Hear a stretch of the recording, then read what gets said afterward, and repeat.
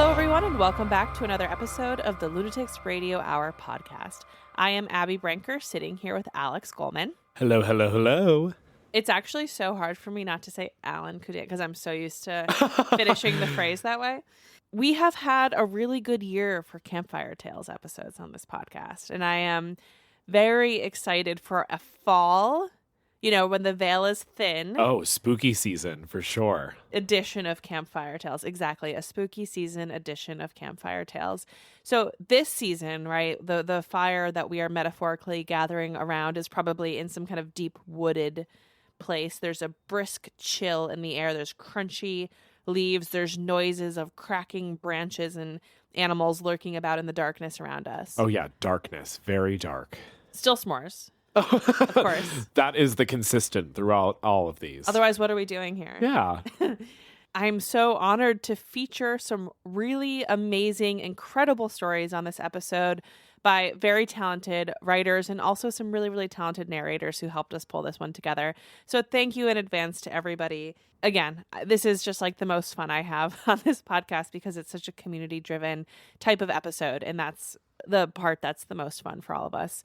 All right, so Alex, I think the vibe is set. I think the s'mores are being passed around. Shall we play the first story? Yeah, let's get into it. Okay, here we go. The Summoning, written by Joseph Hare, read by Denali Martell.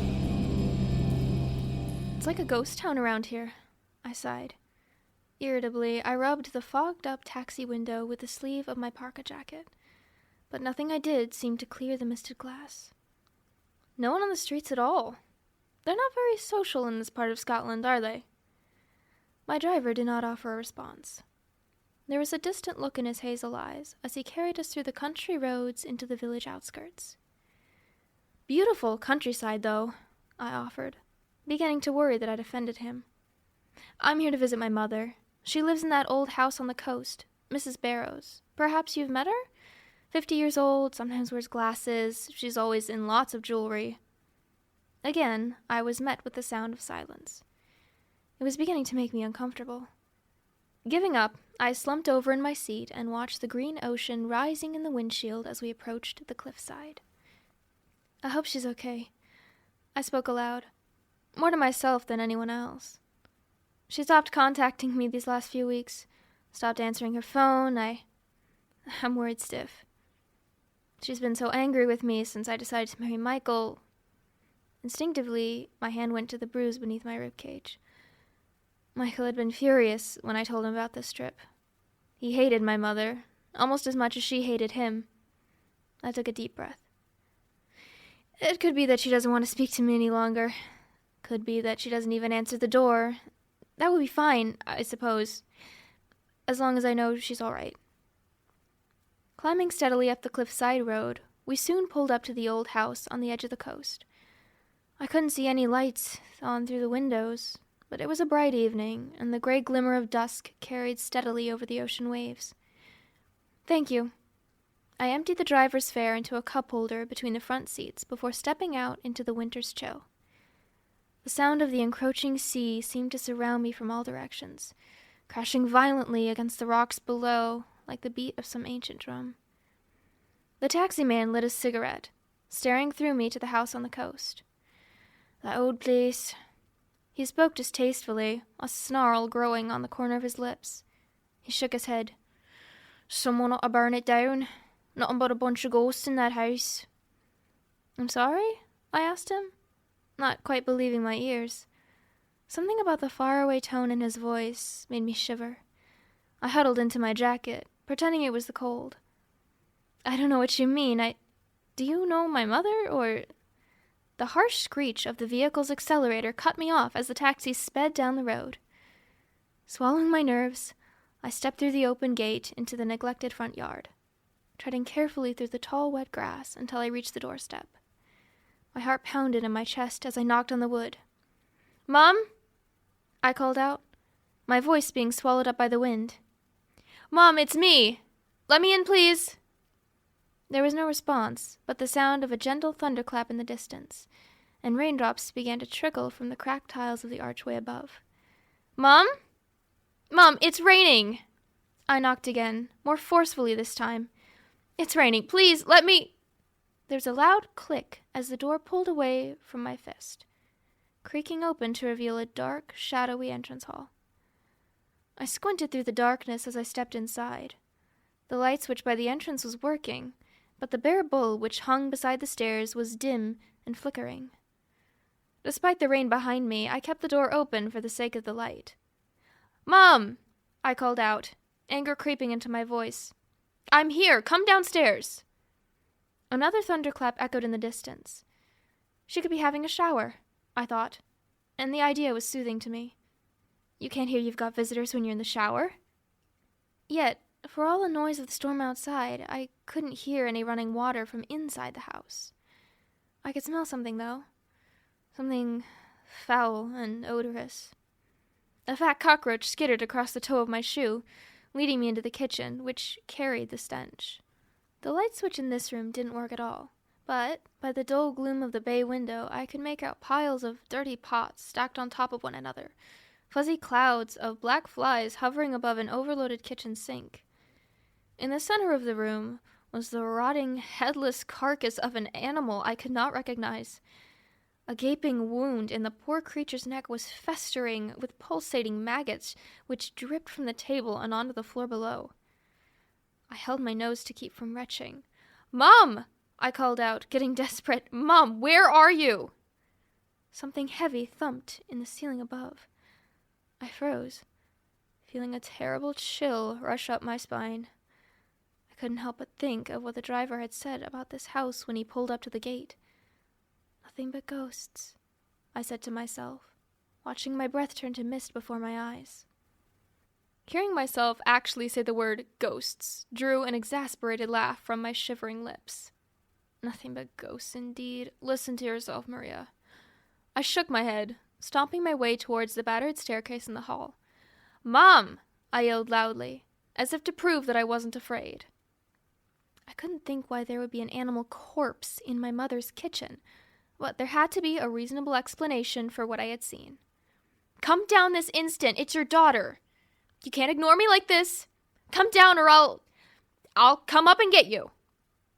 The storm was quieting outside, and everything around me fell into hushed silence.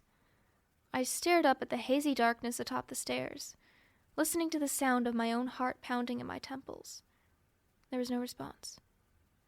"Right!" I took a deep breath and held onto the wooden banister, slowly beginning to climb the stairs. There was a loud, terrifying crack as the rotten wood of the banister fell apart under my grip. But, swallowing my scream, I continued the ascent on two shaking legs. The landing was almost pitch black, but a slither of warm candlelight was glowing through a gap in the left-hand doorway. I tried to call for her again, but my voice died in my throat as I reached for the handle. She couldn't be dead, I tried to assure myself. Something had made that noise in the kitchen, and it could only have been her.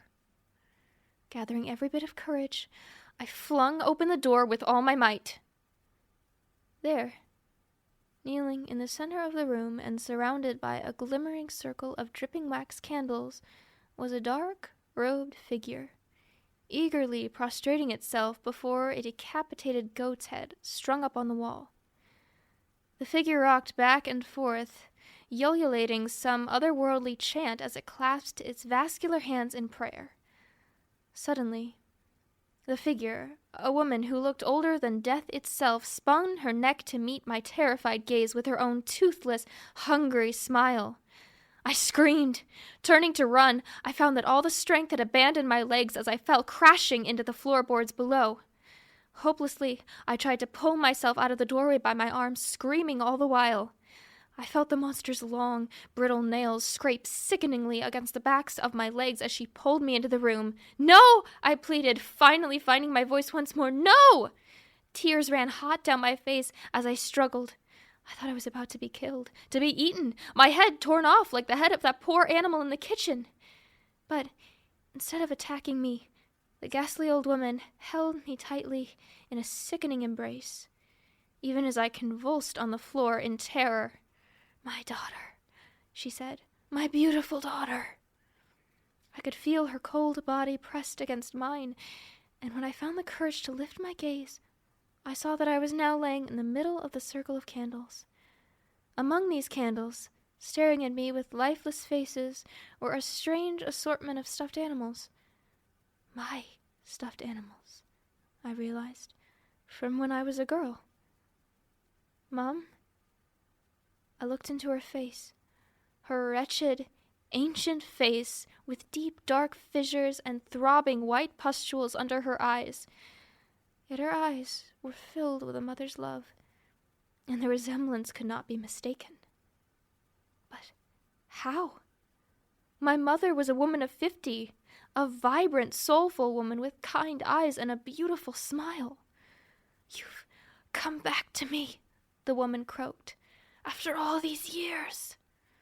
I reached out to touch her hair, thin and greasy and stuck to her oily scalp. My fingers seemed to fade into a heavy mist where my mother's head ought to be. Mom? I cried. What's happening? Are you a ghost or... I looked at my surroundings one last time. The blood from the goat's head dripped onto the floor beneath me where it had been smeared into the shape of a pentagram. At every point of the demon's symbol, one of my childhood objects had been placed. This was a ritual to summon a ghost. A ritual to summon me. How long had I been gone? My wedding to Michael seemed like just a few months ago, and the day he first hit me was soon after that.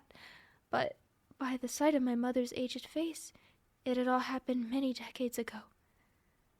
I felt myself sobbing, weeping for the life I had lost to the hands of that man. Why did you bring me back? I asked bitterly. I was overcome with grief, overcome with anger that I had been forced back into this world only to learn that I had no place in it any longer. The walls around me seemed to fall away, and I could see the endless ocean rage tempestuously in every direction. The water was rising, closing in on me, ready to take me away once more. Don't go, my daughter, Mother begged, trying to hold on to me even as my spirit began to fade. Stay a little longer, please, oh, please. Prostrating herself once more, she chanted as loud as she could, bargaining with the devil to keep my shade alive. But her voice was drowned out by the sound of the encroaching sea.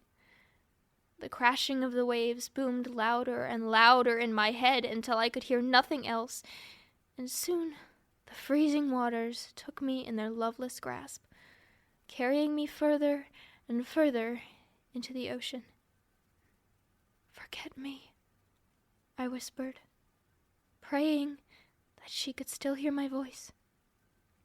My only response was the relentless pull of the ocean waves, dragging me once more into their cold, watery depths.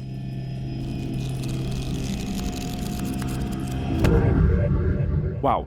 First of all, a PSA. Really listen to how your partner treats your mother. Oh. I think that is very telling, just to begin with. A good point. A very good point. Besides that, I thought the tone of this story was really, really strong. Right from the get-go, you felt a sort of uneasiness about it. And, it just sort of grew and grew as the episode went along. Yeah, I think that's absolutely correct. And it also starts as something, again, we've talked about on this series this year, I feel like a lot, but it starts with something so normal and human and relatable, and then just like explodes into something monstrous and otherworldly. And I love that. I love grounding us and then like fucking us up, Oh, totally. I mean, you really felt for the mother at the end there. Yeah. You just totally could see what was happening. When she was first introduced, you were just like, who is this, crazy old woman? Yeah. But then all of a sudden you're like, oh man, what she could have gone through. Devastation. Yeah, Yes. absolutely. Okay, so this story was written by Joseph Hare. Joseph lives in the picturesque English town of Barnard Castle with his gorgeous rescue dog, Jackie. Jackie. And while he's not writing amateur fiction, you can find him working at the Auckland Project Foundation to improve the welfare of people experiencing homelessness. Bravo, 10 out of 10. Yeah. He's mostly steered clear of social media, but he does have a Blue Sky account, which we will link to below, of course, so that you can stay tuned to any new projects. As well as horror, he also writes fantasy and satire fiction. And this is a really cool, fun fact that I think is fascinating. He actually worked on a student film with Stephen Fry when he was 19. Whoa. And as such, he wrote words that Stephen Fry has said. I mean, pretty dream. cool. That's dream. awesome. What a resume. He says, not that he's bragging, but listen, brag all you want. That's the coolest thing I've ever heard. And he's also working on a dark fantasy book called The Pillars of Damnation, so we will anxiously await the publication of that.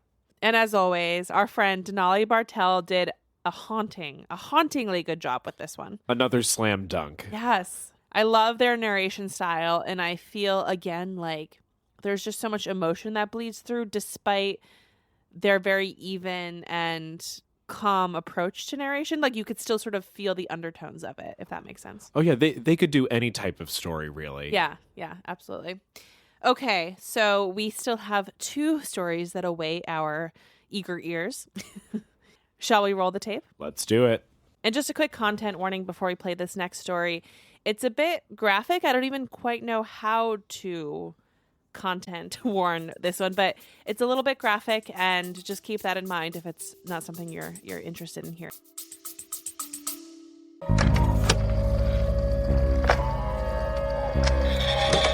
Who wouldn't want to be the most freakishly well-dressed on the beach this summer? In honor of the 50th anniversary of Jaws, making this the ultimate year for summer horror, use code JAWS20 for 20% off all summer at the Lunatics Radio Hour merch shop. Head to lunaticsproject.com and click on merch at the top of the page. You'll find our hauntingly cute tote bags, t-shirts, tank tops, even summer beach towels. And when those summer storms kick in, you'll want to use one of our hoodies or crew neck sweatshirts. I'm truly so in love with the designs in our merch shop, so head to lunaticsproject.com, click on merch at the top, use code JAWS20 all summer through the end of August.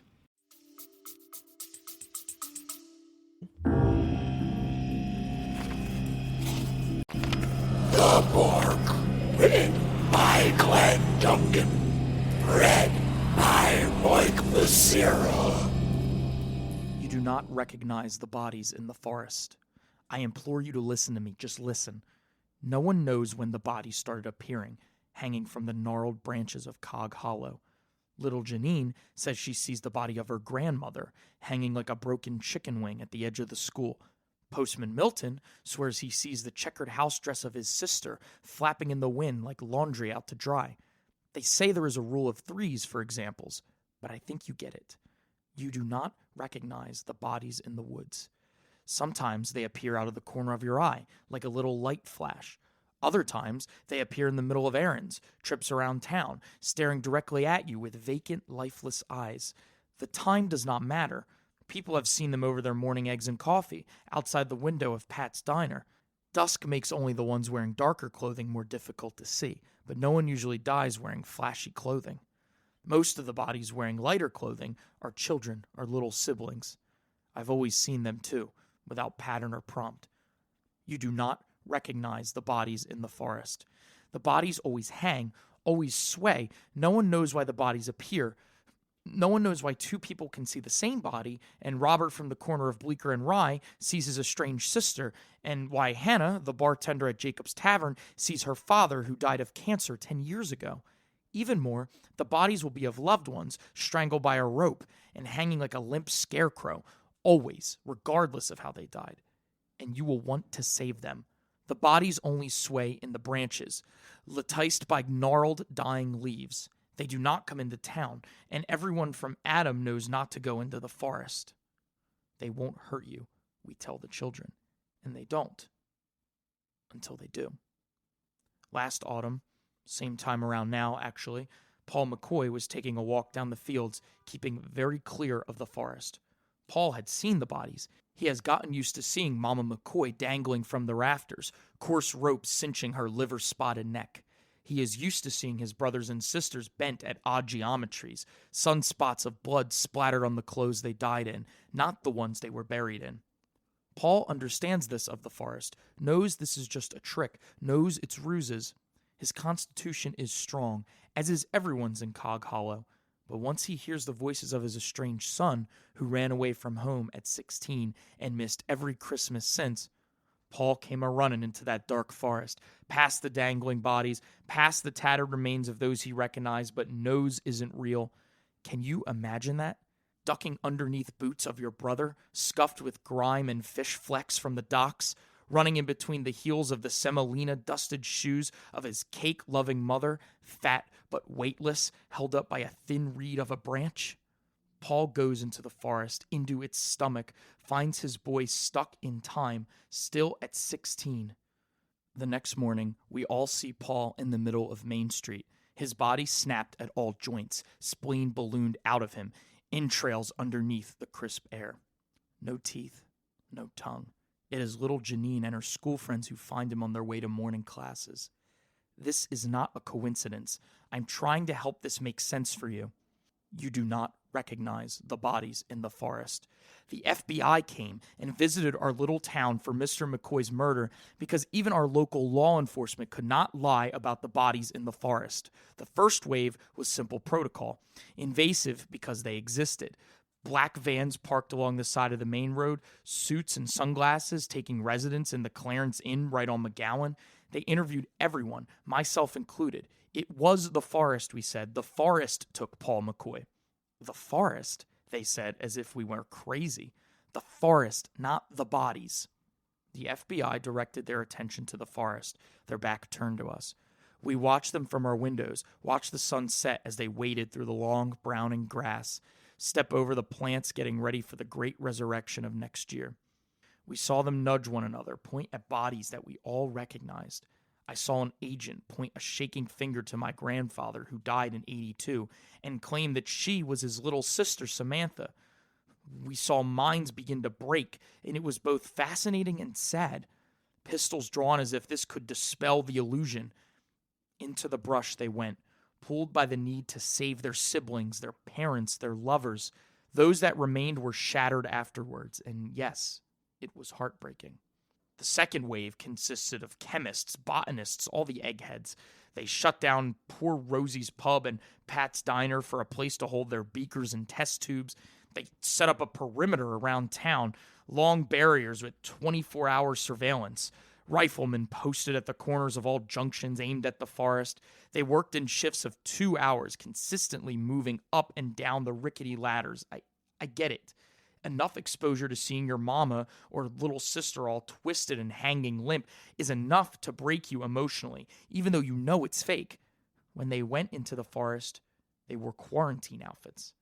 I saw some of the agents returning to town with tears in their eyes, some with splotches of blood from suicides of their colleagues. Occasionally, one of the hazmated FBI agents will appear like a crumpled candy wrapper in the middle of Main Street, tossed aside like trash. No teeth, no tongue. The third wave overlapped with the second.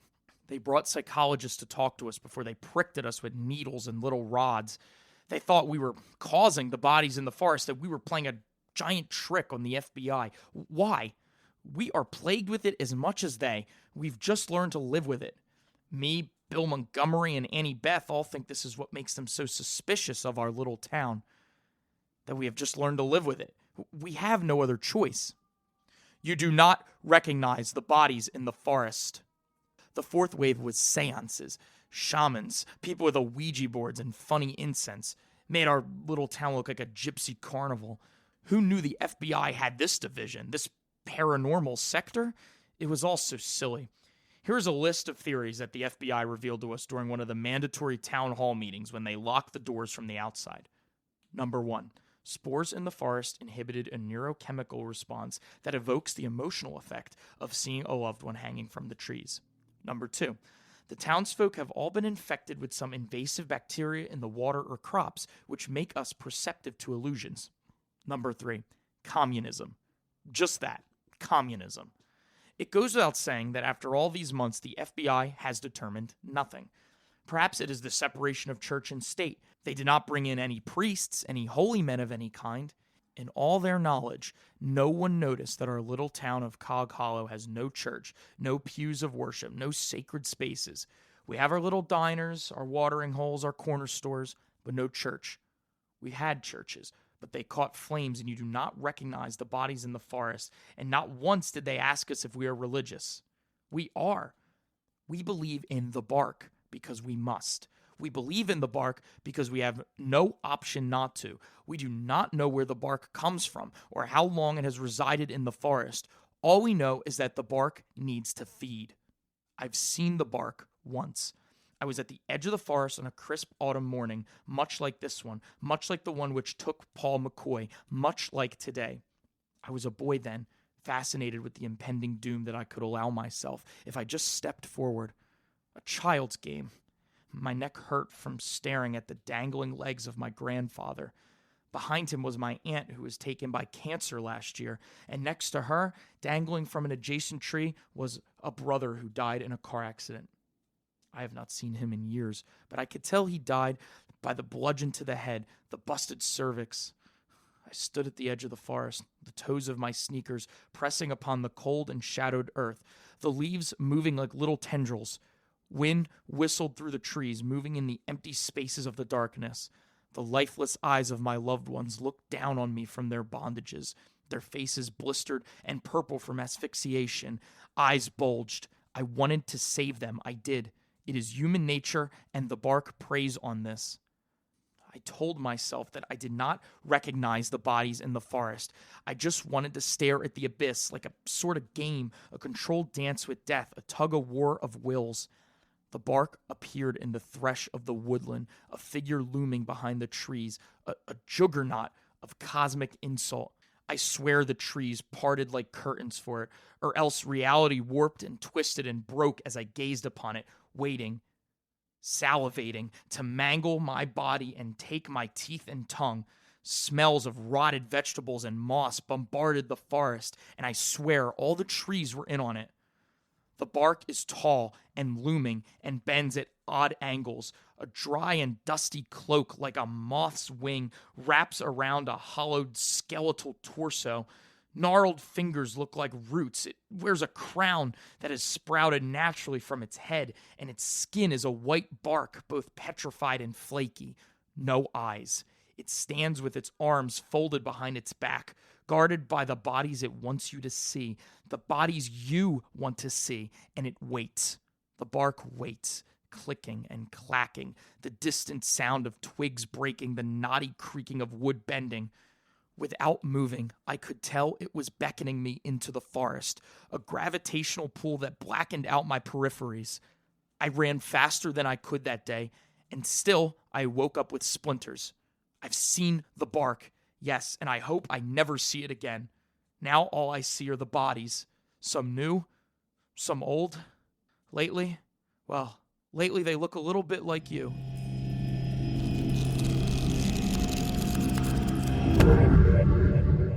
I mean, what an intense, horrifying, moving, visceral story. Whoa, the premise of this one really, really spoke to me, I guess. Yeah. It felt like a Stephen King novel in some ways, but totally, I mean, just the idea of what the story was about is terrifying. I don't know if you're on Appalachian horror TikTok the way that I am. Unfortunately, I'm not.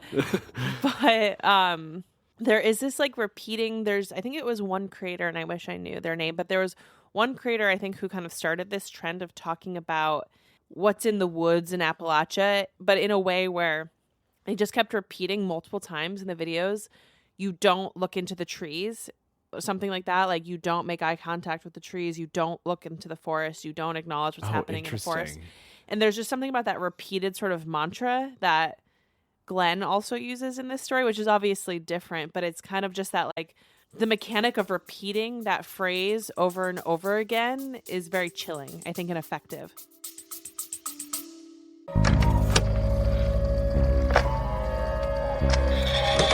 If this isn't quite enough chaotic horror and history content to scratch your itch, consider joining our Patreon. We have a ton of fun creating bonus episodes, writing essays that explore some of our favorite horror topics, and presenting spooky classic literature. Plus, all new members get a welcome package in the mail, a lifetime discount to our merch store, and new stickers whenever we have new designs to share. Head to patreon.com/lunaticsproject to join. I feel like humans being afraid of what lies within the forest is sort of a tale as old as time, too. Brothers Grimm, just truly dark, dense woods that really represent the unknown. I feel like this is a very interesting take on that, which not necessarily one that we hear all the time. I also love how it sort of shifts tone a little bit part way through when we start talking about like the FBI and and I think that, and to me that felt like it was like Stephen King meets an X-Files episode a little bit, which was fun. So this story is by Glenn Duggan, who is currently based in Brooklyn, New York City. He exists within a Venn diagram of urban design, sociology, and good stories. When not obsessing about one of those three, he can be found at a park drinking black coffee and listening to podcasts about murder.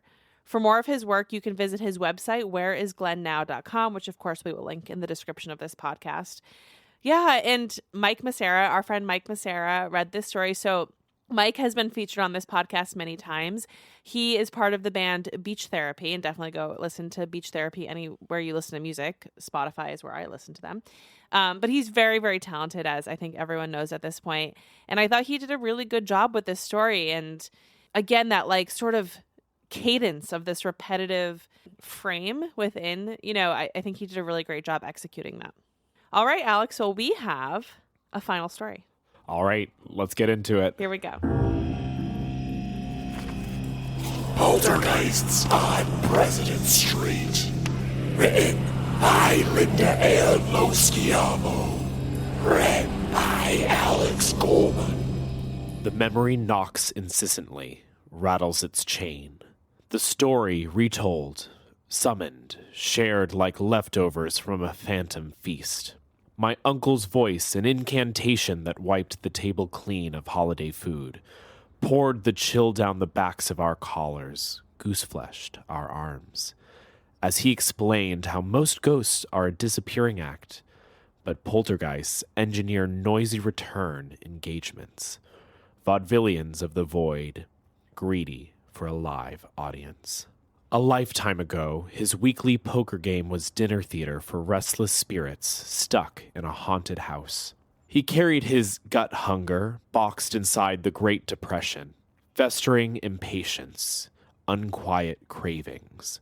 Nicotine nursed him daily, except when he donned altar boy drag, cassock and surplice. The priest would elevate the host to an invisible god, his thurible filling the air with holy smoke. Saints have no opportunity to stay dead, he thought, cupping a fist to the flame, inhaling an unfiltered lucky strike behind the rectory as his eyes scanned his surroundings, and a room for rent drifted into view. Complaints had carved an abyss between himself and his parents. They were inhospitable to the stink of stogies and cigarettes that fueled rounds of poker, angling their eyes like a crucified Christ, imploring the card players to quit. He needed a new venue, and offering rent money was his ace. He ran enthusiastically up the stoop as a Wayne housewife ghosted into view, her face wreathed by a French inhale. A deal was struck for 2 games during weeknights, 8 in a month, paid in advance. From an inner sanctum, a room he could not see, an unearthly falsetto shrieked, dimming the sunshine, roaring into his ears. "We have ghosts," she explained. "No extra charge." Now, those long-ago scares rose like a steam, in the same way a flayed turkey breast releases its heat to the carving knife. Then came not the rapping, tapping Poe heard on his chamber door, but the crashing, smashing of crockery shelved in china cabinets, glassware thrown at the stove, forcing the players to their feet, hunting for the source of the commotion, only to find nothing. To my uncle's eye, though, There were no cabinets. At least, not anymore. There had been at one time, but the furious being continued smashing them in their absence, decades later. On other evenings, spooks would overturn the table, sending hearts and clubs airborne, alarming all. Haunting memories must have gnawed at the apparition's loneliness, continuing a ferocious domestic drama, echoing long ago chaos. Priests came and went, their blessings, novenas, incense, prayers brittle as glass. Nothing lived in these invocations. No exorcism, no catharsis. Collectively, our blood forgets to surge and flow as we shiver on the brink of climax. My uncle's closing act, ventriloquy, fills the room with unhinged cackling. A poltergeist, maniacally gleeful, proud of its performance as our soup pot boils dry and our percolator shrieks. Years after, I dream of what must have happened to wind a spirit so angrily to that house. A slow-cooked rage, the soughing wind taunting the drawn shades, tattered scullery wallpaper scuffed by body slams. A furious spouse, abuse accumulated, stoking a fire in the belly. Well-oiled revenge readying, seething, sharpening a 6-inch boning knife. A marital ragout splattered across the wall. Now a dirge lullabies her ears as she swoons around the house, searching for a shovel, lozenging the word burial under her tongue. She begins her maniacal laughter. Tomorrow's empty jar of mourning fills with men in white coats, and a restraining garment nearly split open by wild whoops of merriment. Freedom from her husband's rage. At last, there's a sense of the future humming. Except it would not end there. Emotions drowned in this bloody kitchen would resurface, be regurgitated, have the last laugh.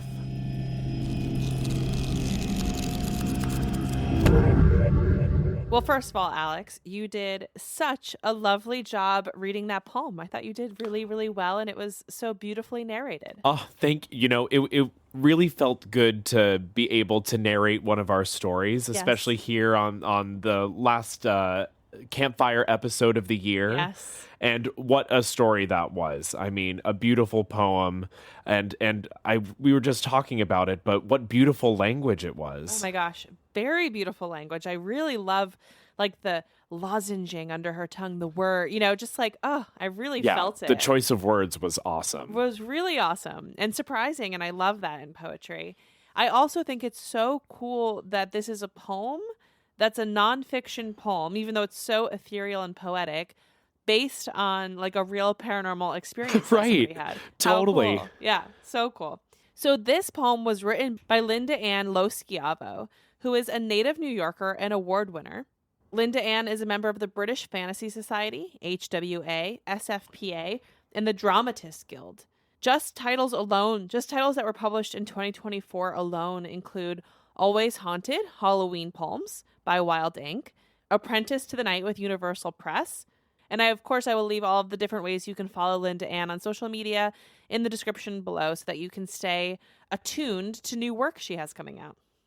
Well, Alex, as we are, I kind of think we're bringing home this series for the year now, unless there's some kind of plot twist. But thank you so much for joining us. And it's been so very fun. And I don't know, again, one of my favorite parts of this podcast is the community that is being built around it. And so thank you for being part of that.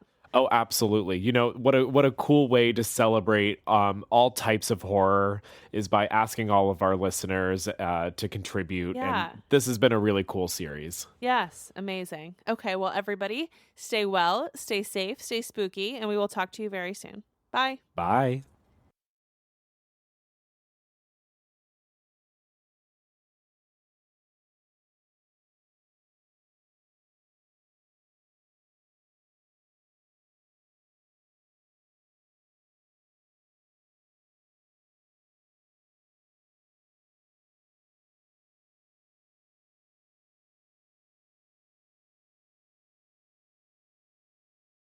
Looking for even more creepy content? Consider joining our Patreon for way more content just like this, including bonus episodes and very special deep dives. You can also join us on Discord if you want to stay involved in the conversation, and find our video content on YouTube, TikTok, or Twitter, Facebook, Instagram, anywhere you like to get your social updates. And of course, head to lunaticsproject.com where you'll find our very, very spooky merch and links to everything you need to know. Are you upset by our egregious fabrication of facts? Tell us about it on Discord.